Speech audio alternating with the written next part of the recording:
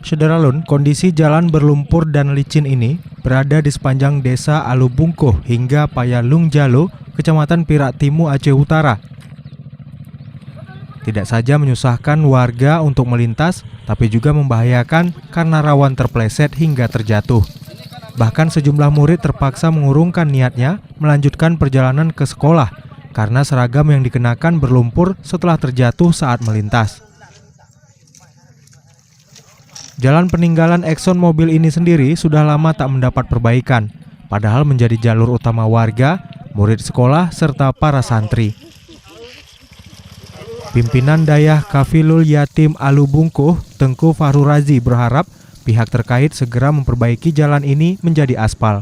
Apalagi jalan itu merupakan jalan induk yang menghubungkan antara 4 desa, yaitu Kampung Pucuk Alu, Kampung Alubungkuh, Kampung Tupinu, dan Payalung Jalo. Dan akses itu juga dilalui oleh beberapa unsur.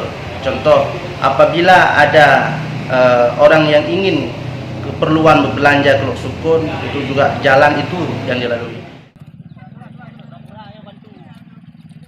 Dari Lok Sukun, Jafarudin, Serambi On TV.